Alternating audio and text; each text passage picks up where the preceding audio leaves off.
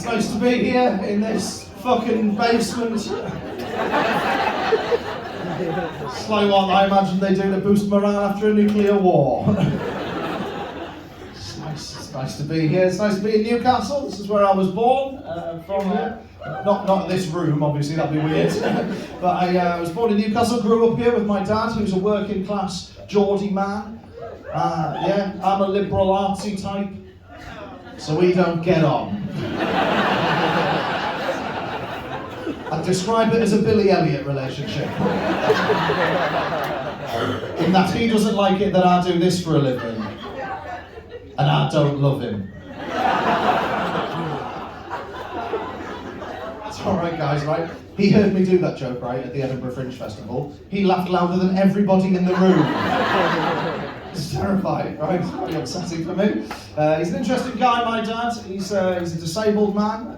He's got a thing called claw hand, which is its actual medical name, right? I have to point that out because I was here last night. I said he had a thing called claw hand. One Geordie at the back just went, ha!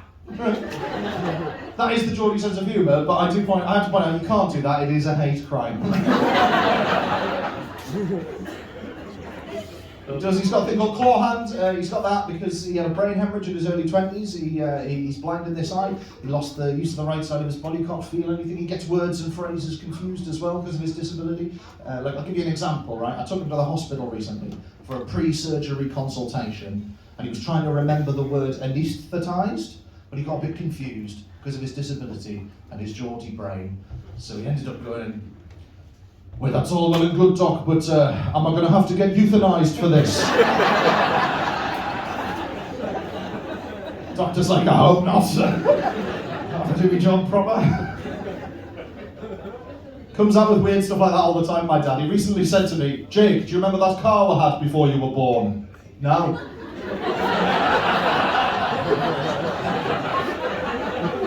Unless it's a DeLorean, Dad, no. Like that weird use of language, weird phrases and things like that. Give me a cheer if you know a language. Statistically, Newcastle, it should be all of you. I like people who get phrases and things in English confused, right? Like, I did a show at the Edinburgh Fringe this year and I had a lot of American people came to the show. There was this one guy, he was from New York, and he'd obviously learned some sort of British phrases and idioms to use when he was over here to fit in, right? And he got one of them wrong, he used it, was a bit wrong. And sometimes you hear English people get this wrong as well, like the phrase is, you know, something's really obvious. Someone might say, oh, is the Pope Catholic? Right. And some people say do bears shit in the woods, so that's the opposite one, isn't it? Like the same thing. To be fair, some English people get that confused as well. I've heard people say, do bears shit in the woods? They say, is the Pope shitting in the woods? Are bears Catholic? Very confusing, right? But this American guy got it even more confused than that, right? So I said to him, he was from New York, I went, so are you a fan of the New York Mets? And he went, is the Pope a bear? I was like, no, I don't think he swings that way.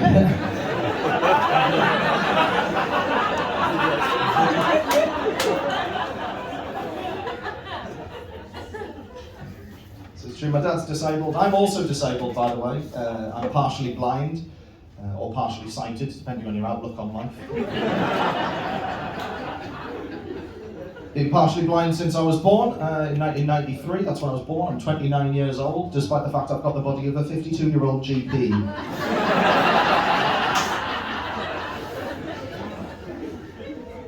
Yeah, been blind since I was born. Loads of things I can't do because of my eyesight. Can't drive, for example. Can't drive, not allowed, not legally allowed. I did do a driving test, that's how I found out I wasn't allowed. Because they say to you, don't they? They say you can hit up to 13 minors and still pass your test.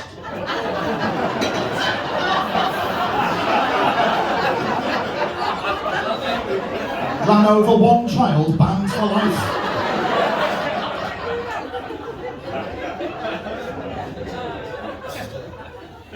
Can't do sports either, can't do sports because of my eyesight. Always wanted to when I was a kid, wanted to do football because I grew up in the 90s in Newcastle. Wanted to do football, wasn't allowed. Until I was 13 was the first time I was allowed to do sports because my mum found a club for blind and partially sighted kids to do sports together. Right? So she sent me to that club. and it was really exciting, right? And if you've never seen blind sports, don't worry, we haven't either. But you should absolutely watch some blind sports. Watch the Paralympic football, the blind football at the Paralympics. Some of the best sporting achievement you'll ever see. Overcoming adversity, top of the level achievement. Absolutely amazing. Brilliant, right? But Newcastle, I would also recommend that you watch amateur blind sports. Because it is fucking hilarious.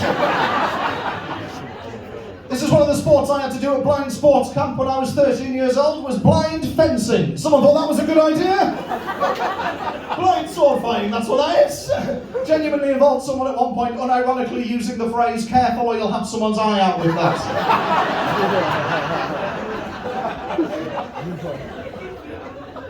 Blind ultimate frisbee was another one we did. That was good because at one point a guide dog jumped up and caught the frisbee in his mouth. It's a beautiful sight, I imagine.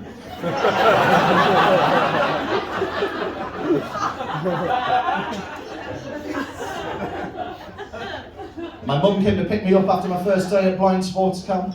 She was like, Jake, what was it like to get to do sports for the first time?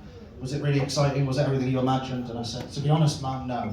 She was like, why? And I said, well, all the other kids there, they're more blind than me. And they've started bullying me for being able to see better than them. They're calling me Two Eyes.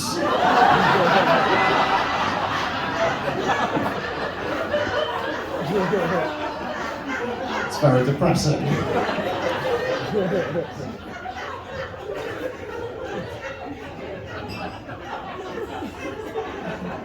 My mum was like, oh, we'll find you another club. We'll find you another club for blind kids to do sport in the Newcastle area. And I was like, aye, because there's fucking tons of them about. And I said, don't worry, because even if you did find another club for blind kids to do sports at in Newcastle, it would still be the same problem, wouldn't it? There'd be other kids there, they're more blind, they'd pick on me. Because the problem in the club I went to was that all the other kids there, they all had guide dogs, and I'm not blind enough to need a guide dog. But rather than explain to me, like a responsible parent, that it's not a privilege to have a guide dog, what she did was get one of my brother's old high-vis jackets and then just sellotape that round our Jack Russell. She said, take that in, no one will notice. And to be fair, none of them did.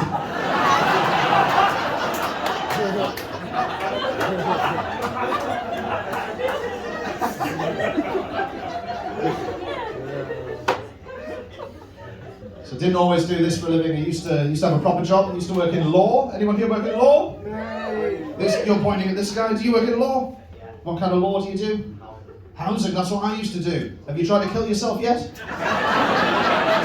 I did that. It's awful, right? I did that for a while. I did that for 4 years. Left that job because it's miserable, and also because I got fired. Got fired for several reasons, partially because I kept going in drunk. That's true. I like drinking. I drink beer because I know what I'm getting if I order a beer. Some of my younger friends drink things with names I don't understand. Like I was at I was at a party once, and my mate came up to me and he went, "Jake, I'm absolutely smashed on straw pedos." Now, I don't know what a straw pedo is, but it sounds like a scarecrow that touches children. It does.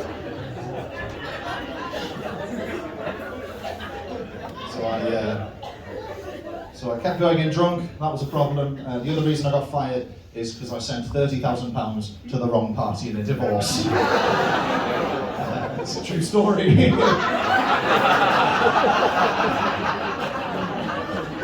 Probably not meant to talk about it for GDPR reasons, but here we are. Got sacked. Wasn't very nice when I got sacked. My boss just came up to me, my boss Alison, nearly gave you her full name then. Fuck it, Alison Scott. RG Solicitors, they're based in York, don't use them.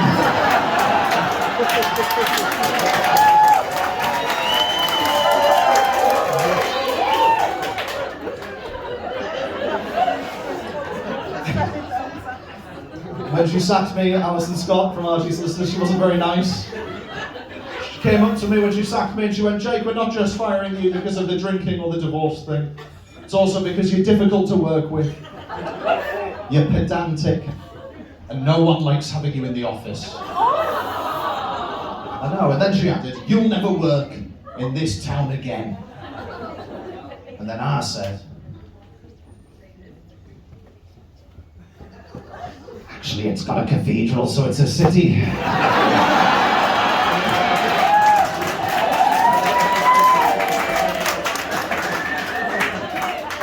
So she might have had a point about the pedantic thing, I don't know. I lost that job, obviously, got fired. Couldn't afford to live on my own anymore after that, so I moved in with my girlfriend, who's real and exists. It's true, we have sex and everything. All of the ways, on top, underneath, back to back, those are the ways.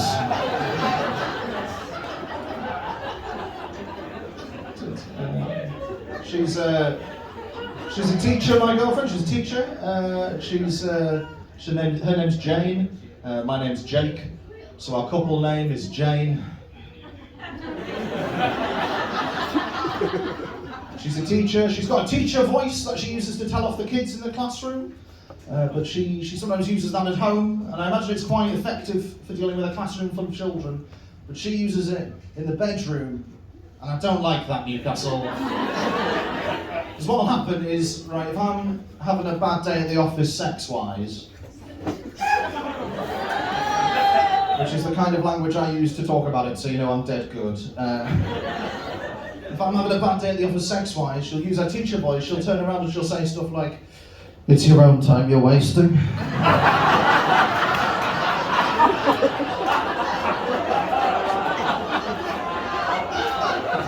Don't like that, Newcastle. Makes me feel like a 5-year-old child, you know? We moved in together when I lost my job. She used to live in a student house. She had all of her stuff in one room, so we were going to move into our own place with a bit more space. I went to help her pack up her stuff the night before we moved. We packed up all of her things, we put them on the bed, ready to move the next day. We had the radio on, and then a song came on the radio, and it made us a bit amorous. It made us want to start a bit of the old sex. The song was "Love Will Tear Us Apart" by Joy Division, but that doesn't matter. But we realised that we couldn't have sex on the bed because we packed up all of her things and put them there.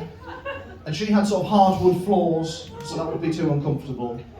So we realised the only thing left for her to do was to sort of perch on her office chair. Now, I don't know if you've ever seen an office chair on a hardwood floor. But there is an element of non-friction involved. Because I realised that every time I thrusted, she just rolled forward an inch. 5 inches. So I ended up chasing her around the room. It was like a sexy conga. It's like playing Snake on an old Nokia. Except I'm better at Snake. I was worried that when I came, she was going to shoot off due to pressure. Like a Nerf gun.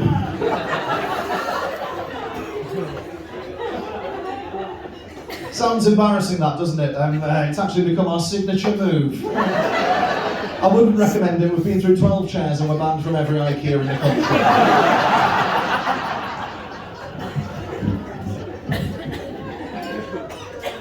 I'll leave you in a second, guys. You've been really lovely. Thanks for coming to this. Just so you know, some of you will have these on the table, but I'm doing a solo show here in a couple of weeks' time, and tickets are only £5. You can get them on the website. But during the break and after the show, I'll be at the upstairs bar. And you can come and buy them off me directly, and then you can do that if you want. I'll leave you with this. I told you a lie, Newcastle. I told you a lie. All right, mate. I said I was still with my girlfriend. It's not true. We broke up. No! Weird reaction. We broke up. It's very sad. When we broke up, I went out to do a gig to get some space from her. Came back and she decided that she wanted to try and treat me to make me feel better, like show that we didn't have to break up. So what she'd done is she'd done up the spare room I was going to be staying in. So I found my own place, like a little spa, right? She put little candles around the airbed I was going to be staying on. She put a little chocolate on the pillow. It's very sweet, isn't it? So I got a bit closer and I realised it was a bounty, so fuck her. But I went to see her the next morning and I said to her, look Jane, we're broken up, you can't do this, we need to move on with our lives. And she started to cry. And I started to cry, it was very upsetting for us both. And she said, I couldn't cope if I ran into you in the street. I think, Jake, I'm going to have to move out of town. And then I said,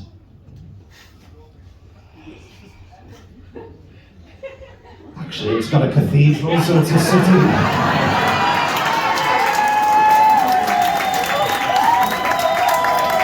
I've been Donaldson, you've been lovely, I'll see you soon, bye bye.